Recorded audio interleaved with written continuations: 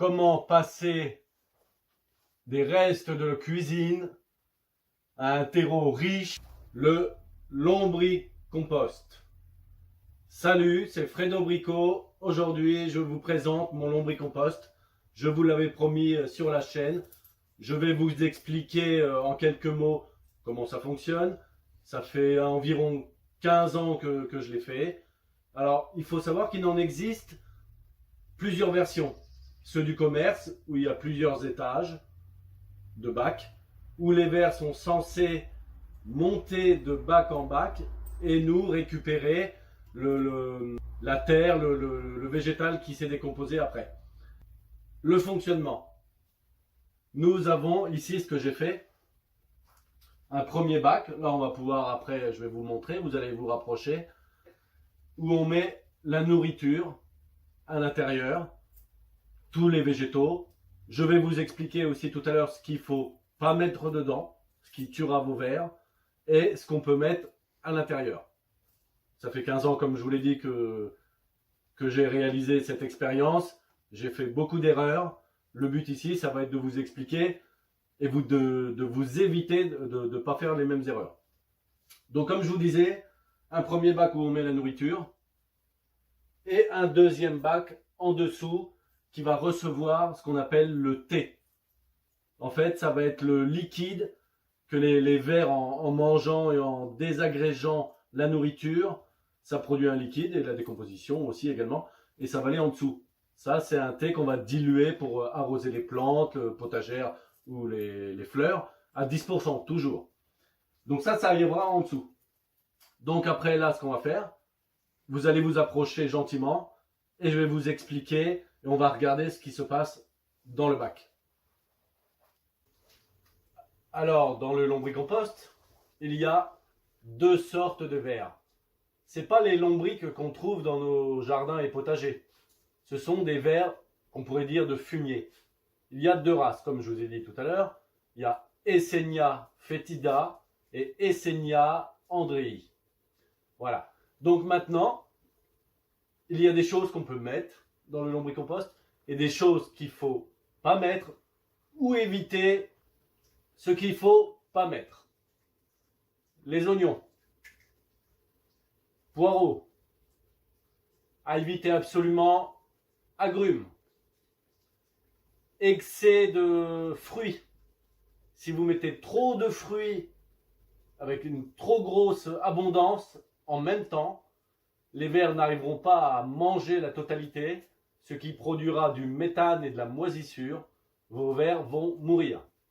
Si vous y allez par parcimonie, gentiment, et vous constatez par vous-même ce qui se passe dans votre lombricompost, il n'y aura pas de souci. Quand vous avez un excès d'eau, vous pouvez mettre boîte d'œufs. Vous le déchirez, vous mettez des boîtes d'œufs.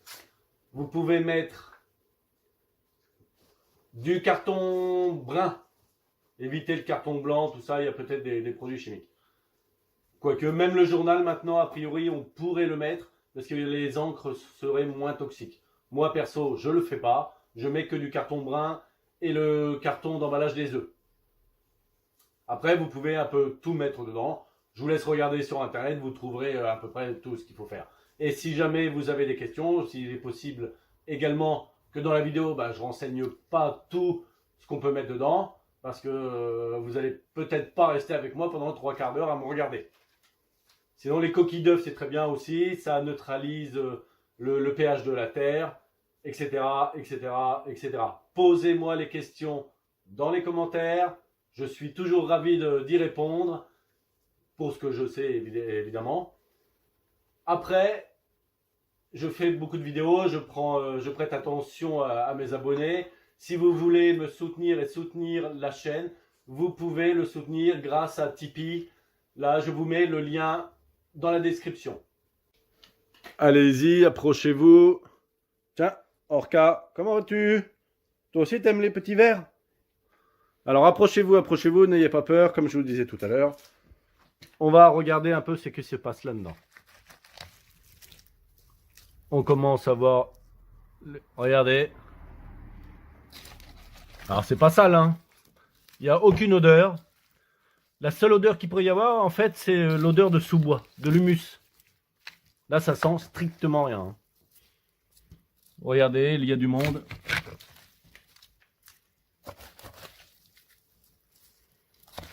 Pas forcément obligé de l'aérer. On l'aère quand même un petit peu. Hein. C'est mieux. Normalement, en théorie, les livres disent que non. Moi, je peux vous dire que c'est mieux un petit peu de temps en temps d'aérer le lombri. Déjà du terreau. Alors moi, j'ai fait ça comme ça dans un grand bac. Ce qu'on va faire maintenant, c'est que je vais garder, on va en enlever les 3/4 de la litière. Là, ce qu'on appelle ça, c'est une litière. On va en enlever les 3/4. On va remettre les eaux de verre dans le fond. Et puis après, on repart à zéro. Donc là, on voit des œufs. Allez, coquilles d'œufs. Des poires, des endives, de la salade. Il y a un peu de tout, de la banane, des restes de légumes. Les filtres à café également. Filtre à café et son café qui était avec. Hein. Donc voilà. Donc si vous avez des questions, comme d'habitude, posez-les dans les commentaires. On n'oublie pas le petit pouce, la cloche de notification et on s'abonne.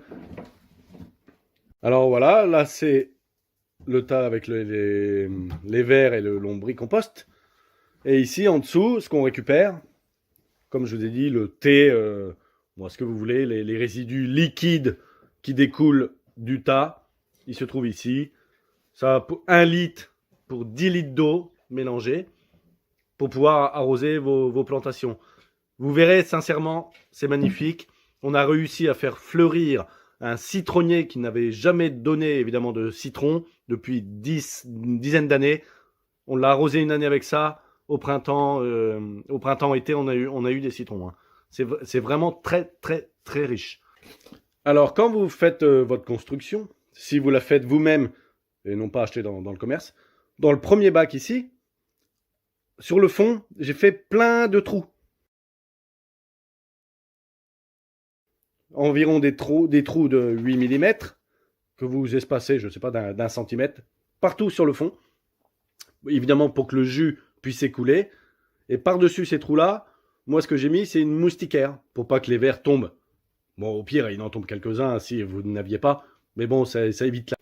Mes chers abonnés, on se rapproche maintenant des 5000 abonnés. C'est énorme. Je vous remercie. Après, a priori, vous appréciez toutes mes vidéos. Le fait de partager, de pouvoir d'en discuter tous ensemble. Je vous invite, comme à l'habitude, le petit pouce, la cloche de notification, abonnez-vous. Vous êtes très très nombreux à regarder les vidéos et pas encore abonnés. Et laissez des commentaires en dessous. J'y réponds et j'y réponds. Donc à bientôt sur Fredo Brico et à la prochaine.